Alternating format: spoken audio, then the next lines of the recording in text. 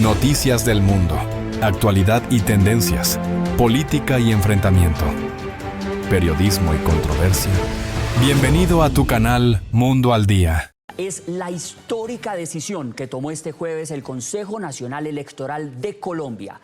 Por primera vez en la historia, este organismo sanciona una campaña presidencial. La sala plena del CNE, con una votación de 6-3, determinó que la campaña del actual presidente Gustavo Petro en el año 2022 violó los topes electorales, es decir, los límites de gastos por más de 3.500 millones de pesos, tanto en la primera como en la segunda vuelta de los comicios. Estamos hablando de una cifra a hoy de más de $935.000. El CNE concluyó además que hubo financiación proveniente de fuentes indebidas por más de 2.109 millones de pesos. Estos son unos $563.000. El Consejo Nacional Electoral, a través de sus magistrados y conjueces, sancionó administrativamente a la campaña presidencial de primera y segunda vuelta de la coalición Pacto Histórico por la vulneración al régimen de financiación electoral que se concretan en superación de topes y fuentes indebidas de financiación. El punto clave de la noticia. En el caso colombiano, el Consejo Nacional Electoral es un organismo autónomo e independiente que hace parte de la organización electoral junto a la Registraduría Nacional del Estado Civil. La misión del CNE es diseñar e implementar los mecanismos de vigilancia, inspección y control total de la actividad electoral. Los magistrados ponentes y quienes votaron positivamente la ponencia le han cumplido a Colombia en la misión constitucional de la que fueron investidos para lograr un sistema democrático en el que prime la ley y se castigue severamente a quienes vulneraron la norma sobre financiación de campañas electorales. La noticia, el CNE en la misma decisión ordenó compulsar, atención, compulsar copias a la Fiscalía General para que investigue a Ricardo Roa, uno de los sancionados. Roa fue gerente de la campaña del mandatario colombiano y actualmente desempeña el cargo de presidente de Ecopetrol, la principal compañía petrolera de Colombia. La resolución de la ponencia sobre la que finalmente la sala plena del CNE sancionó la campaña Petro 2022, así contempló la compulsa de copias contra Ricardo Roa. Compulsar copias a la Fiscalía General de la Nación para que se investiguen las presuntas conductas en las que se pudo haber incurrido el ciudadano Ricardo Roa Barragán, identificado con cédula de ciudadanía 19.451.246, frente a la financiación de campañas electorales con fuentes prohibidas, la violación de los topes o límites de gastos en las campañas electorales, fraude procesal y los demás que se determinen de conformidad con lo expuesto en la parte motiva de la presente resolución. Comienzo con la representante Jennifer Pedraza. Jennifer, líderes como usted, que en el principio se identificaron y promovieron los postulados del hoy presidente de Colombia, Gustavo Petro, ¿cómo recibió esta noticia de la sanción del CNE a la campaña de Petro? En primer lugar, yo hice parte de una campaña que compitió contra la campaña del presidente Gustavo Petro, por lo menos en la primera vuelta, que fue la campaña presidencial de Sergio Fajardo, que es mi candidato presidencial en este momento, y realmente uno decía, ¿de dónde sale tanto billete? Hoy que el Consejo Nacional Electoral ha tomado esta decisión, a mí me parece que en primer lugar queda muy claro y es congruente con otras investigaciones que ya se adelantan por otras instancias también, como la Corte Suprema de Justicia por presunta financiación ilegal de la campaña, y en ese sentido a mí me parece que nosotros no podemos tener ningún nivel de tolerancia frente a la financiación, frente a la violación de los topes y posible financiación irregular, o sea, ilegal, a la campaña del presidente Gustavo Petro y de la vicepresidenta Francia Márquez. Y para mí esto hace parte de un paquete de grandes decisiones de este gobierno que han traicionado el mandato de cambio por el cual la gente votó en las urnas desde la primera vuelta en el 2022 y en generar un espíritu de querer que las cosas fueran diferentes en nuestro país. Entonces, para mí eso queda muy claro, no podemos tener ningún nivel de tolerancia. Yo veo mucha gente que criticaba la posibilidad de que gobiernos en el pasado hubiera sido financiada de manera ilegal o hubieran violado los topes, dentro de los cuales me cuento yo, ahora restándole relevancia. Y no, señores, nosotros tenemos que elevar lo más alto nuestro principio de luchar por una financiación transparente. Pero digo algo más, es que el presidente Gustavo Petro cualquier contrapeso, cualquier investigación en su contra, automáticamente lo va tratando de golpe de Estado. Aquí el CNE está tomando una decisión que vincula directamente al gerente de campaña, pidiendo a la fiscal, que además el presidente Petro ternó, que investigue este caso. Así que no puede, digamos que creo que se cae y se tumba esa narrativa del golpe de Estado blando. Esto hace parte de una investigación que al día de hoy ha desarrollado el Consejo Nacional Electoral. Congresista Juan Fernando Espinal, ¿qué significa esto para Colombia? Que por primera vez el Consejo Nacional Electoral sancione una campaña presidencial.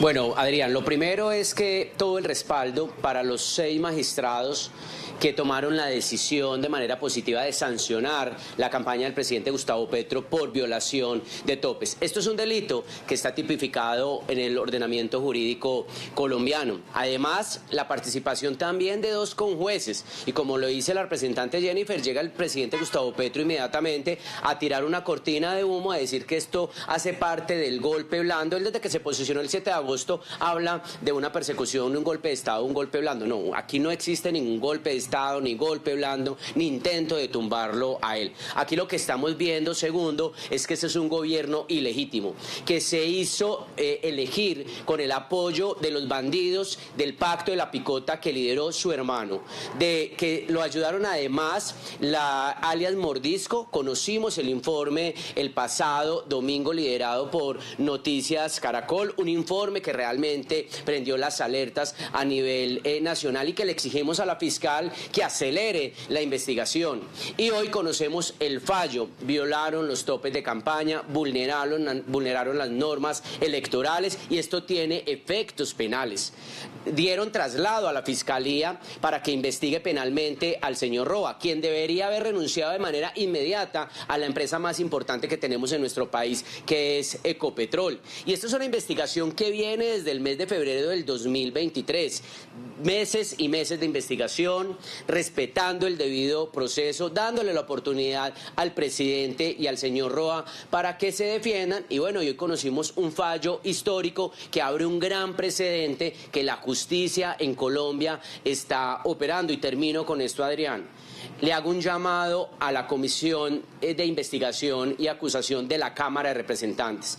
Ellos, los representantes que hacen parte de esta comisión, le tienen que dar ejemplo al país, porque también se les traslada todo el expediente para que adelanten ellos la investigación y acumulen también a la investigación que ya viene en curso. ¿Por qué? Porque también habían obviamente denuncias en contra del presidente Gustavo Petro ante la Comisión de Acusaciones, que es el juez natural del mandatario, para que lo investigaran por este delito. Melquisede Torres, analista, abogado, quiero preguntarle, con esta decisión del CNE en Colombia, ¿en qué queda la legitimidad del presidente Gustavo Petro? Adrián, en primer lugar, como lo han dicho Jennifer y Juan, este es un hecho histórico. Por primera vez se toma una determinación de esta naturaleza en el Consejo Nacional Electoral y no es justificable bajo ningún punto de vista lo que están diciendo los petristas fanáticos como Gustavo Bolívar, que como las anteriores campañas violaron las normas y no fueron castigadas, entonces no debería castigarse a esta que también violó todas las normas sobre financiación de campañas electorales. Es que el cúmulo de irregularidades es enorme. Usaron plata de manera engañosa del sindicato FECODE, del sindicato de la USO, no reportaron el pago de 35.000 testigos electorales, miles de millones de pesos que ocultaron. Igualmente hubo irregularidades en los pagos por el transporte de esta empresa aérea SADI. De igual manera, lo que detecta el Consejo Electoral es que hubo maniobras engañosas, delictivas, para tratar de enmascarar y maquillar las cuentas de la campaña. Que no se haya sancionado la campaña de Santos 2014 o la campaña de Duque 2018, si eventualmente hubo o no irregularidades en esas, no justifica de ninguna manera que aquí se haya violado de manera tan flagrante todo el entramado jurídico que tenemos en Colombia para blindar la financiación de las campañas electorales. Ahora bien, en el caso particular del presidente Petro, por supuesto hay una mancha enorme sobre la legitimidad sobre la cual fue electo en la segunda vuelta contra el entonces candidato Rodolfo Hernández. No sobra recordar además, Adrián, que la campaña de Rodolfo Hernández fue quizás la campaña más barata de toda la historia presidencial, por lo menos para llegar a segunda vuelta. Una campaña que gastó menos de 6.000 o 7.000 millones de pesos, menos de lo que se gasta cualquier candidato al Senado de la República, gastó Rodolfo. Mientras que la campaña de Gustavo Petro gastó a raudales. Lo que se detectó aquí es lo que estaba contabilizado. Pero ya, ojalá alguna vez la Fiscalía o la Corte Suprema nos digan dónde hubo más plata. Porque no se puede pasar por alto lo que dijo en algún momento Armando Benedetti de haber aportado 15.000 millones de pesos y muchos otros financiadores ocultos que debieron aparecer. Creo que esto marca en todo caso, más allá de lo que pueda pasar con el presidente Petro, y yo creo que la Comisión de Acusaciones no va a hacer absolutamente nada, ahí no va a pasar absolutamente nada, esperaríamos que lo hicieran, pero no lo van a hacer, pero esto marca un derrotero sobre el cual a partir de ahora todas las campañas presidenciales deben tener el mayor cuidado posible para no violar las normas, porque queda de una vez este hito que marca el Consejo Electoral para que las campañas presidenciales realmente respeten el ordenamiento en este caso. Melquisedec, y hablando de caudales, los invito para que veamos este punto clave de la noticia. Los montos que enredan la campaña del presidente Petro 2022. Ustedes ven aquí en nuestra pantalla el discriminado. La vulneración al límite o tope de ingresos y gastos por parte de la campaña presidencial de primera vuelta habría sido por un total de 2.459.568.112 pesos colombianos. Y en la segunda vuelta por un total de 583.428.989 pesos. ¿Cuánto eran los topes permitidos por la norma, por la ley? Veamos también la cifra en pantalla. En la primera vuelta, el límite establecido era de 28.536.520.492 pesos, mientras que en la segunda vuelta, el tope permitido era de 13.347.457.427 pesos colombianos. Durante 3 años, como bien lo recordábamos aquí, los despachos de los magistrados del CNE, Benjamín Ortiz y Álvaro Hernán Prada, adelantaron todas las etapas procesales de la investigación. Documentos, facturas y testimonios evidenciaron los gastos irregulares y la violación de topes en la campaña presidencial de Petro en el 2022. El Consejo Nacional Electoral concluyó que la campaña Petro Presidente 2022 incurrió en irregularidades graves de financiación y violación de topes electorales. Violación de tope de gastos, 3.042 millones de pesos. Gastos no reportados, 3.698 millones de pesos. Es decir, el organismo detectó, según la ponencia, que hubo aportes prohibidos, gastos sin reportar y movimientos contables que superaron por mucho los límites legales. ¿Pero cómo? Primera vuelta. Según documentos, testimonios y facturas revisadas por el Consejo Nacional Electoral durante la primera vuelta, FECODE habría realizado un aporte de 500 millones de pesos sin ningún registro oficial. El principal sindicato petrolero, la USO, donó 121 millones de pesos en la primera vuelta sin reporte alguno. La campaña también omitió el pago a 30.256 testigos electorales por más de 931 millones de pesos y gastos de propaganda que alcanzaron los 356 millones.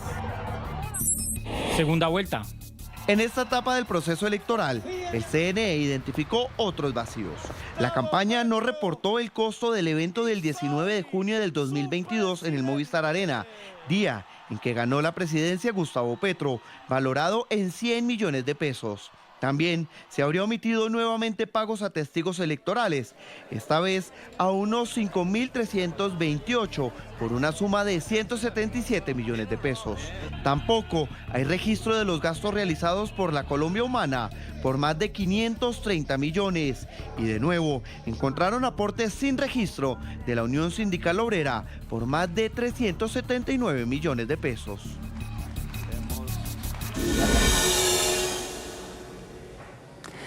Congresista Jennifer Pedraza, ¿cuáles deberían ser los efectos políticos de esta decisión del CNE, que es una sanción administrativa y con implicaciones económicas de estas multas que hemos venido explicando en nuestro programa? ¿Cuáles son los efectos políticos que debería esperar Colombia de una decisión histórica como esta que ha tomado el CNE? Y se lo pregunto frente a casos como el señor presidente de Ecopetrol, que sigue aquí en el cargo y que es el principal responsable de todo este entramado, según la investigación del CNE, como gerente de la campaña. Mira, yo quiero empezar retomando lo que decía Melquisedec. El hecho de que esto posiblemente haya pasado en otras campañas presidenciales que nunca se presentaron como el cambio, eso es muy importante decirlo, es que este gobierno se eligió con una apuesta de transparencia, de lucha contra la corrupción y de ruptura precisamente frente a esas prácticas de la política tradicional de todos los gobiernos que hemos tenido en el pasado, del uribismo, del santismo, y que algunas de estas campañas han sido también investigadas y una precandidatura incluso sancionada presuntamente por recibir dineros, no, presuntamente no, recibieron dineros de Odebrecht. Y que hoy incluso hay sanciones penales en curso. Entonces yo quiero decir que el hecho de que otras campañas lo hayan hecho no significa que sea un cheque en blanco entonces para que todo el mundo lo haga o lo hayan podido hacer. Eso no es un cheque en blanco y mucho menos para que quienes luchamos por un país diferente bajemos nuestros estándares y empecemos a ser cómplices de este tipo de prácticas. Eso es lo primero que quiero decir. Lo segundo, claro que Ricardo Roa, dicho esto, le debería costar la cabeza de Ricardo Roa en la gestión y en la dirección de Ecopetrol, pero no solo por este escándalo, también por el pésimo manejo que le ha dado este gobierno a la empresa pública, de los colombianos, de las colombianas, y en general creo que eso debería ser lo mínimo que debería ocurrir en este caso. Es más, es que ya son varias las investigaciones en las que se ve en curso Ricardo Roa y es increíble que el presidente lo siga atornillando en su cargo. Incluso ya hay otras investigaciones también, yo lo planteaba al principio, no solamente de parte del Consejo Nacional Electoral.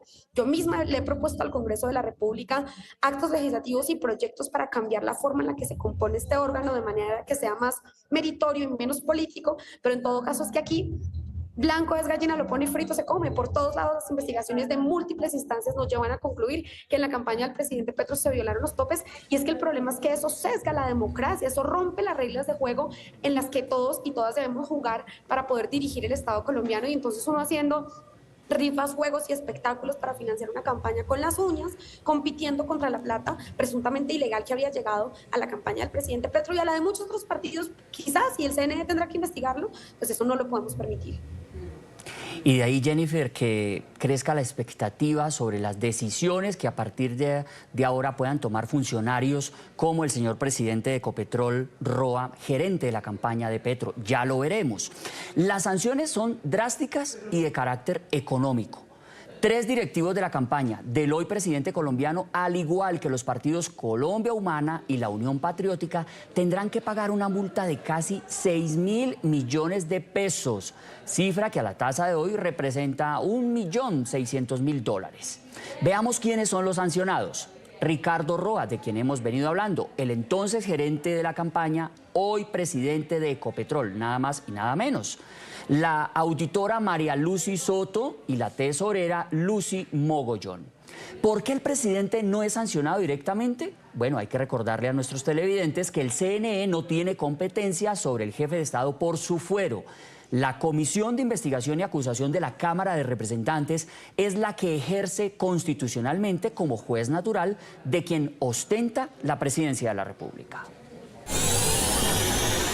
Debe ponerse de presente que la decisión no impone sanciones al entonces candidato Gustavo Petro Urrego por expresa disposición de la Corte Constitucional, quien se apartó de lo decidido por el Consejo de Estado en el trámite del conflicto positivo de competencia y ordenó al Consejo Nacional Electoral abstenerse de evaluar la conducta del entonces candidato por ostentar hoy la dignidad del presidente de la República. La investigación contra el señor Gustavo Petro será adelantada por la Comisión de Acusaciones de la Cámara de Representantes. Congresista Juan Espinal, usted nos decía en la primera parte del programa que seguramente no va a pasar nada en la Comisión de Acusación de la Cámara de Representantes. Nosotros hemos conocido también por fuentes directas allí de esta comisión que son por lo menos 200 los procesos que hoy hay en contra del señor presidente Petro. Al menos 2 tienen inicio o por lo menos apertura formal de investigación previa. Solamente 2, lo que hemos podido averiguar. Si no pasa nada ahí en la comisión de acusación de la Cámara de Representantes con esta decisión que toma el CNE, ¿qué puede pasar en lo político, señor congresista? ¿Qué puede hacer el Congreso de la República frente al cargo, por ejemplo, que hoy ostenta el señor presidente de Ecopetrol? ¿O él podrá allí quedarse en el cargo siquiera hasta que termine el gobierno Petro y, bueno, y no pasará nada? Pues Adrián, mire, lamentablemente este es un gobierno que tiene un teflón impresionante. Nunca habíamos visto un gobierno tan cuestionado, con tantos escándalos de corrupción, señalamientos de todo tipo, escándalos familiares, escándalos gubernamentales.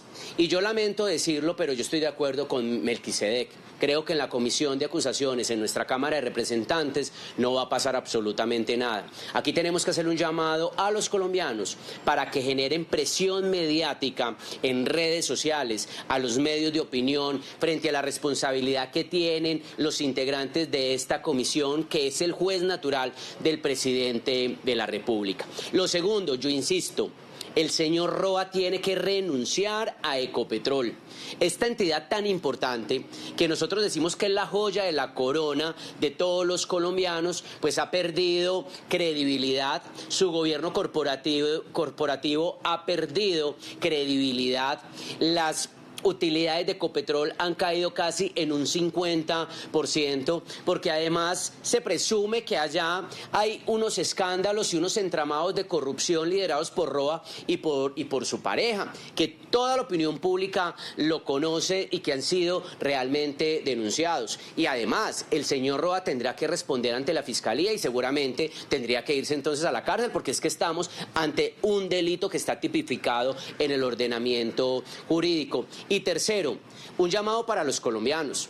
No se vale que este gobierno, que ha sido el gobierno más corrupto lamentablemente en la historia de nuestro país, pues sea premiado y sigan votando por sus congresistas y voten por su candidato a la presidencia, el señor Cepeda. Creo que aquí también tiene que haber una responsabilidad ciudadana, porque nosotros los congresistas no llegamos al Congreso de la República puestos por obra y gracia del Espíritu Santo, como decimos en nuestro país. No, acá los ciudadanos nos eligen y toman la decisión de que nosotros lleguemos al Congreso de la República. Y a mí me da pena porque nosotros realmente vemos todos los días diferentes escándalos de corrupción, pero sale el presidente Gustavo Petro inmediatamente con una cortina de humo. Seguro está que sale diciendo que esto es un montaje de la CIA, del presidente de los Estados Unidos, aliado con la oposición y con los medios de comunicación de Colombia, que no lo queremos como siempre lo ha dicho. Abogado Melquisedec Torres, hablamos de la importancia de esta decisión del CNE, que es algo histórico, que sienta un precedente y además que llama la atención también como un derrotero de cara a las próximas elecciones, que ya están muy cerca, tanto las legislativas como las de presidencia. ¿Cómo puede blindarse que esta situación vuelva a ocurrir? ¿Estamos ante unas normas que son débiles, que son insuficientes, o estamos ante fallas en los controles a las campañas políticas hoy como está configurado, digamos, en las normas y en las leyes de Colombia? Adrián, las normas son fuertes, las normas son sólidas. Lo que falla es la estructura institucional para ponerlas en práctica, para ejecutarlas y para evitar que esto pase. Vale decir que esta investigación del Consejo Electoral surge después de que el propio Consejo Electoral avaló las cuentas de la campaña de Gustavo Petro, es decir, no encontró nada irregular en su momento, entre otras, para darle la plata de la reposición de votos, miles de millones de pesos, a tal punto que en esta resolución de hoy, que aprueba el Consejo Electoral, se ordena devolver una plata que se le dio a la campaña, específicamente 165 millones de pesos que le reconocieron por el evento de celebración de la victoria presidencial en el Movistar Arena de Bogotá. A tal punto llegó la falencia técnica que tiene el Consejo Electoral, que tienen las autoridades electorales para hacer una vigilancia estricta de estos casos. Además hay que tener en cuenta que no se puede, por ejemplo, investigar las cuentas o la plata que se gastan antes del periodo electoral legal. En la famosa reunión de la P en Barranquilla, que dicen que costó varios miles de millones de pesos, entre otras llenos absolutos en muchas plazas de Colombia de Gustavo Petro que no se reportaron a la campaña porque no estábamos en campaña. Y eso en parte está pasando ahora. Hay algunos candidatos gastando enormes cantidades de dinero que después no van a reportar porque van a alegar lo mismo que alegó la campaña de Petro, que no estábamos en campaña y por lo tanto el Consejo Electoral no tiene competencia. Ese es un elemento. Y el segundo elemento valdría, y estando aquí los congresistas Jennifer Pedraza y Juan Espinel, que se evaluara a profundidad una contradicción o por lo menos una dicotomía muy grande que hay en la financiación de campañas. Resulta que las campañas presidenciales son a la vista de la ley una persona jurídica distinta de los partidos que respaldan a esos candidatos. Y por lo tanto, los candidatos en sus campañas tienen un límite de gastos, que es por lo cual hoy se sanciona a la campaña de Petro. Pero los partidos políticos no tienen límite de gastos. Y entonces enmascaran en gastos de los partidos los gastos que realmente son de la campaña, que fue lo que ocurrió entre otras en este caso con la plata que entregaron FECODE, el sindicato de los maestros, y la Unión Sindical Obrera, el sindicato de Ecopetrol. Plata que supuestamente se gastaba en partidos políticos, pero en realidad se estaba gastando en la campaña presidencial. Como los partidos no tienen límite, entonces esa fachada les queda perfecta para enmascarar la violación de esos topes. Me parece que ahí faltan unos elementos claves. Creo, como dice Espinal, que aquí hay que evaluar a fondo cómo se reforma el Consejo Nacional Electoral y se vuelve un organismo técnico y no como es hoy, eso es innegable, un organismo político 100%. Está abierto el debate, reformas necesarias o no necesarias, pero lo importante es que en Colombia no vuelva a ocurrir esto. Sin duda, el desafío es enorme. El régimen de Nicolás Maduro sigue secuestrando familiares de opositores como método de represión. El partido 20 Venezuela denunció este miércoles el secuestro de familiares del dirigente de Voluntad Popular, Fernando Orozco, en el estado Miranda. Según la denuncia, hombres encapuchados y vestidos de negro ingresaron de manera ilegal a la casa de su esposa, Dilia Castillo. La amenazaron de muerte, también amedrentaron a su hijo Brian Orozco y robaron parte de sus pertenencias. Entre ellos un vehículo. Los hombres también ingresaron en la residencia de Carolina Briceño, expareja del dirigente, a quien le allanaron de manera ilegal su residencia y se la llevaron a la fuerza. Con este caso aumentan a 25 las personas que han sido secuestradas bajo este método, cuando se intenta ir contra personas particulares, pero presionarlas llevándose a sus familiares. A ver, la represión no para, empecemos por allí, pero es este método que realmente me parece absolutamente cruel, pero me parece además perverso. Llevarse a una niña de 16 años, a una de 19, entrar y si no te consigo me llevo a tu mamá. O sea, de verdad, ya no, es que no tienen, bueno, no tenían límite, pero de verdad es que no dejan de sorprenderme. Bueno, es que el estado de terror que hay en Venezuela desde el pasado 28 de julio de 2024 y que lidera pues Diosdado Cabello, va en ascenso. Y mientras más presionados se sientan por el cerco internacional, sobre todo Estados Unidos, pues esto va a ponerse peor, en el sentido de que el régimen de Maduro siente que mientras más víctimas tenga en su poder, más capacidad de negociar cosas tiene. Cosa que, en verdad, si tú te pones a analizarlo, hasta este momento que estamos hablando aquí, el régimen de Maduro pudiera, si se sienta a negociar su salida del poder, pudiera obtener una cantidad de garantías muy importantes, porque todavía está a tiempo de hacerlo. El asunto es que, como al parecer creen que la administración Trump no va a ir en serio, o yo no sé qué expectativa tienen con lo que puede ser el resultado de esto, no han dado el paso para negociar. Ayer hubo rumores, a mí me dicen que no se dio, pero ayer hubo rumores de la conversación que se venía hablando en medios de comunicación. De que se habría realizado la conversación entre Trump y Nicolás Maduro. Sí, a mí me dicen fuentes, digamos, relacionadas que no se dio esa conversación. A mí me dijeron exactamente lo mismo.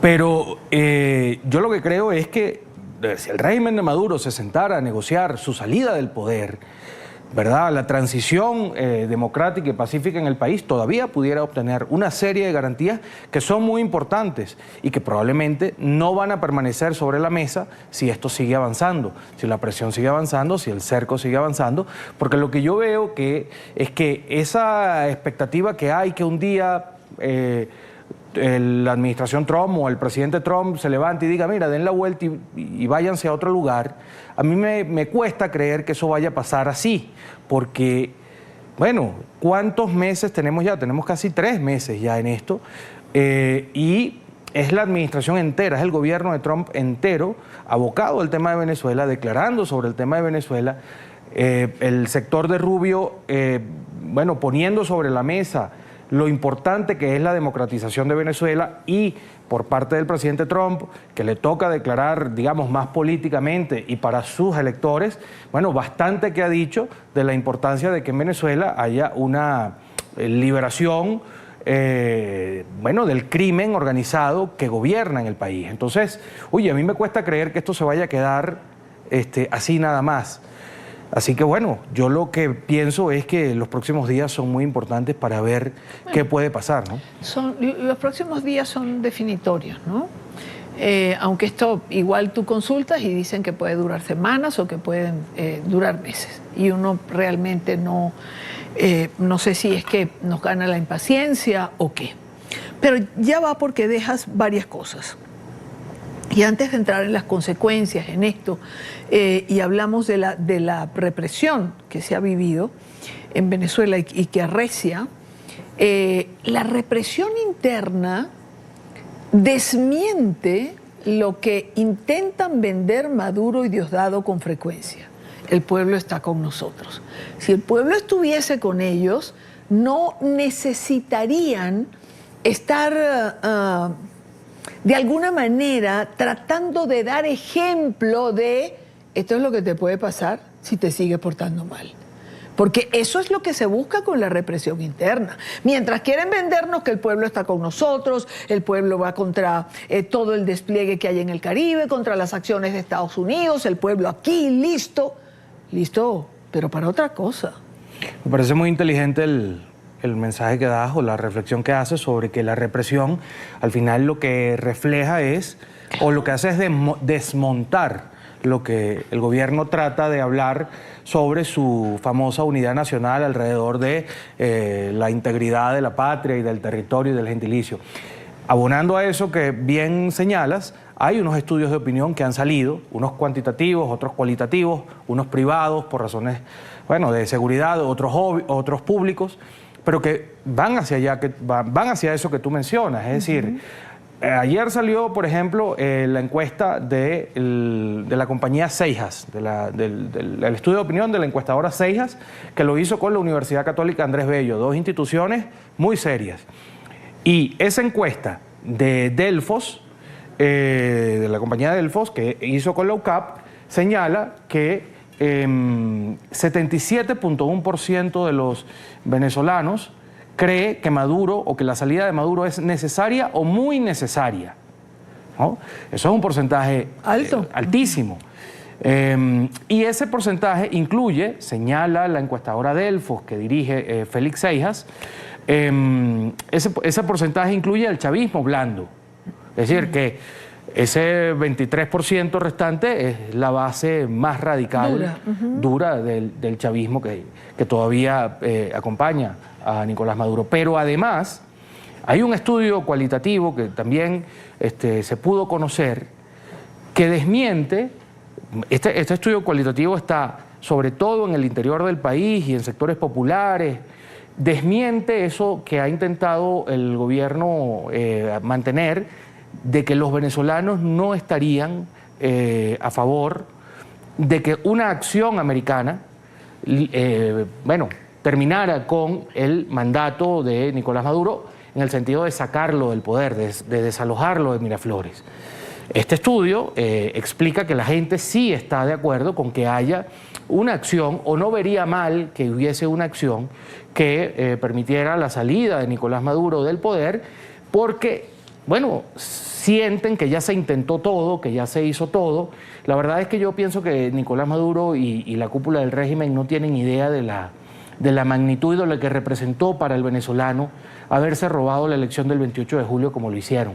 Yo creo que esa fue la gota que derramó el vaso para la inmensa mayoría del país, que se expresó además, y desde allí el venezolano creo que entendió o asimiló que esta gente por las buenas no entiende, ni quiere reaccionar, ni quiere negociar su salida del poder. Yo creo que esa manera que utilizó el chavismo, esa manera tan radical, tan violenta, tan abrupta que utilizaron para robarse las elecciones, al final está sentenciando el futuro el futuro político del chavismo en el corto plazo en el país, me parece a mí. Más allá de que sigan en el poder, porque ahí siguen, mañana probablemente también estén, pero el asunto es que pareciera que esto que está ocurriendo va a marcar un antes y un después, para bien o para mal, pero después de los resultados de esto van a ser vitales para lo que será el futuro de Venezuela y de buena parte de la región en el corto plazo. Evidentemente que sí. Ahora, cuando contrastamos los números, lo que tú estás señalando, las cifras que señalas de esta encuesta que ha realizado Seijas, mañana voy a tener otros datos. Ayer Dania, perdón, que no sé si lo dije bien al principio, ¿no? El director, la encuestadora es Delfos, lo hizo con la UCAP, y el director de esa encuestadora es Félix Seijas. No sé si lo dije así, pero... Lo dijiste perfecto, y me quedé pensando justo en estas cifras, ¿no? No por lo que dice el chavismo, que bueno, es su trabajo.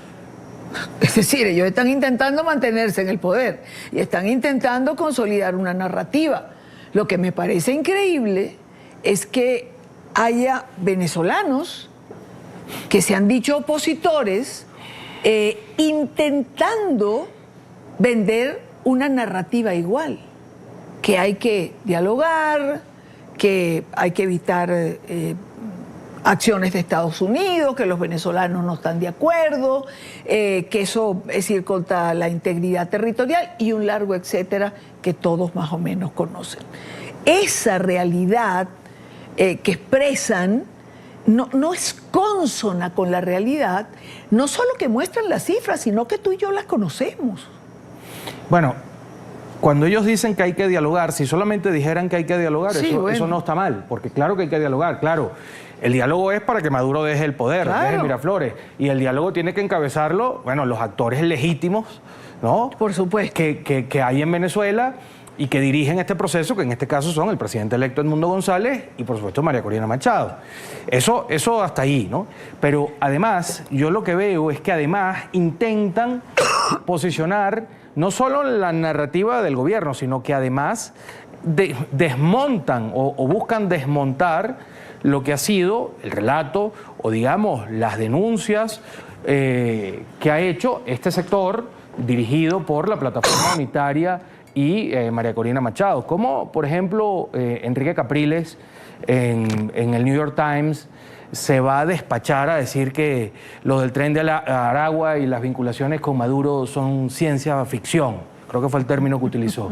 Oye, primero, ¿quién te preguntó? Y segundo, hay otras maneras de decir las cosas, ¿no? Hay otras maneras más políticas, porque él es político, de decir las cosas. Este tipo de declaraciones de él y de otros actores que reflejan los medios internacionales, sobre todo, que hay que ver allí también porque esas siempre son las fuentes que consultan, ¿no? Pero este tipo de acciones y declaraciones son las que permiten que haya quien piense que bueno, que están orquestadas con Jorge Rodríguez y con otros sectores del chavismo. Porque a veces uno lo ve y no entiende la necesidad de salir con frases tan tan estridentes, ¿no? O sea, No, pero es que no son, aparte de no son consonas con la realidad, por cierto, que parte de esta narrativa nos está involucrando a nosotros los periodistas, porque pareciera que ese grupo de periodistas, porque ya vamos por estas frases, ese grupo de periodistas, es más, alguien dijo ese grupo de periodistas de María Corina Machado, no. Ese grupo de periodistas venezolanos que nos ocupamos de lo que pasa en Venezuela y que nos ocupamos de decir la verdad de lo que pasa en Venezuela y no nos acomodamos a la narrativa que el grupo que promociona esto quisiera que nosotros dijéramos. ¿Qué vamos a decir? ¿Vamos a negar que María Corina Machado es una líder indiscutible en Venezuela? ¿Que ella y Edmundo González ganaron las elecciones? ¿Que en Venezuela hemos hecho todo lo que se puede hacer para intentar que el régimen deje el poder? Los venezolanos hemos marchado, protestado, hay más de 10 millones fuera, seguimos activando afuera, adentro, hemos hablado con la comunidad internacional. Explíquenme si es que falta algo. Mira, Dania, permíteme la cuña, ¿no? Pero claro. En La Gran Aldea hacemos un podcast que se llama Manual de Malas Maneras.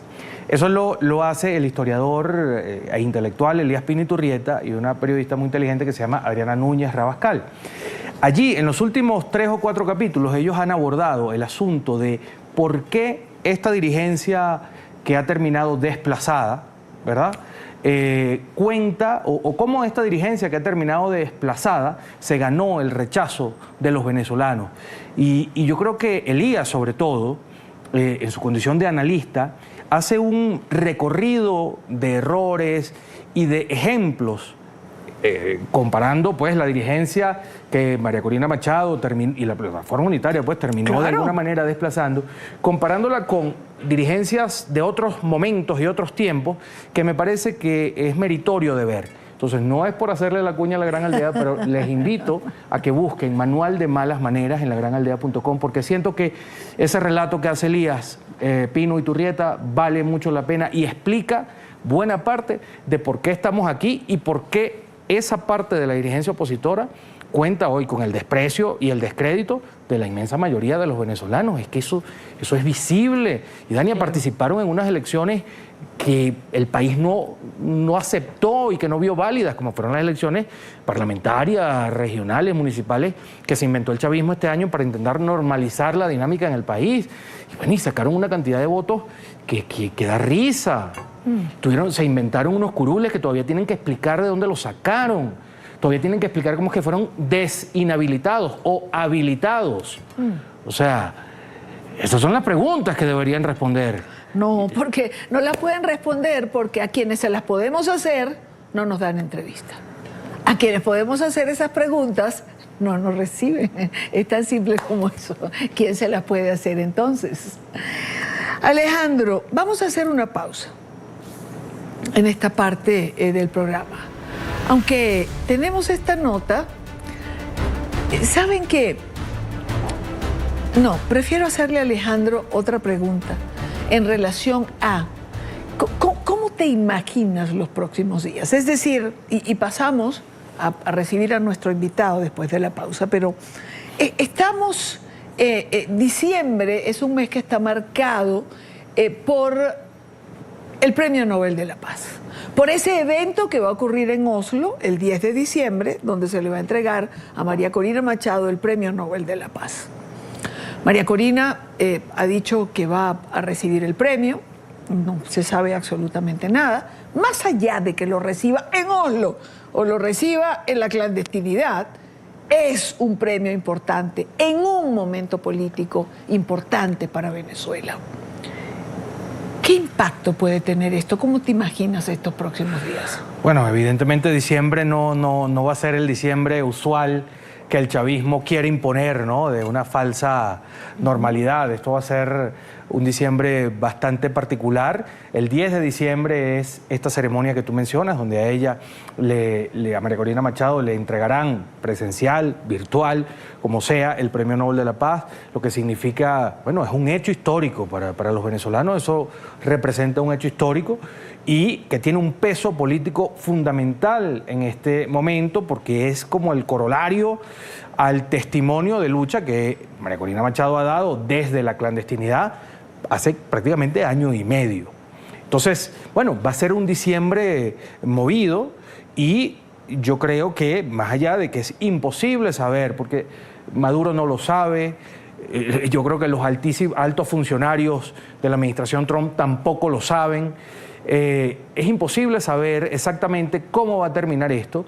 Yo creo que, bueno, tampoco es algo que se puede demorar, por lo menos no en esta condición. Yo creo que algo se va a mover, es lo que quiero decir. Bien sea para entablar una negociación verdadera, bien sea para, bueno, acentuar el cerco, algo se tiene que mover, porque lo que sí creo que no tiene mayor sentido es que esto se quede estático por mucho tiempo más. Ahora, Yania, yo responsablemente sí digo, hay una importancia vital, o sea, es decir, los resultados, como decíamos antes, de lo que aquí ocurra, de verdad va a ser fundamental. Yo no sé si peco de ligero al comparar esto con Bahía de Cochinos. Yo creo que esta situación a Maduro puede ser lo que representó Bahía de Cochinos para Fidel Castro, cuando él, esa supuesta invasión planificada desde Estados Unidos en la administración Kennedy, él la logró repeler y bueno, la epopeya y narrativa que él se montó desde ese momento en adelante está vigente hasta hoy. Todavía en Cuba eso es día patrio y se celebra y no sé qué, pero la influencia que ganó Fidel en la región y cómo pudo, después de que eso sucedió, entrar en países, ideológicamente hablando. Así, lo que no te compro es que así no pase nada. Maduro no va a volver nunca más a recuperar credibilidad ni influencia en la región, simplemente porque es la cabeza de un grupo criminal. Claro, pero hablando de su gente, yo no digo que va a recuperar influencia en los sectores democráticos. No. Yo me refiero a esas fuerzas de la izquierda que siempre han justificado a Maduro. El mejor ejemplo es el presidente Gustavo Petro en Colombia. Es decir, pero más allá de eso, mi punto es que las consecuencias de que esto no termine de una manera positiva o que genere algún cambio o que tenga algún beneficio real y palpable para la gente, va a ser importante para los venezolanos y va a ser importante para la región. Con esto yo no quiero dar lecciones de nada, simplemente alerto porque siento que la expectativa que hay en los venezolanos es enorme y digamos que yo siento que esta situación no se puede comparar con anteriores expectativas que hubo. Yo creo que la expectativa no es solo de los venezolanos. Hay una expectativa general que abarca la región y mucho más allá de lo que pueda ocurrir o no. Yo voy a insistir, voy a seguir pensando y voy a seguir creyendo que algo va a pasar. Lo decía ayer o antes de ayer, decir que no ha pasado nada es ignorar lo que está ocurriendo en el Caribe. Decir que no ha pasado nada es ignorar, por ejemplo, la confirmación del presidente Noboa y el presidente Mulino a acompañar al premio Nobel en Oslo. Decir que no ha pasado nada es ignorar todas las declaraciones que Marco Rubio da permanentemente y el propio presidente Trump.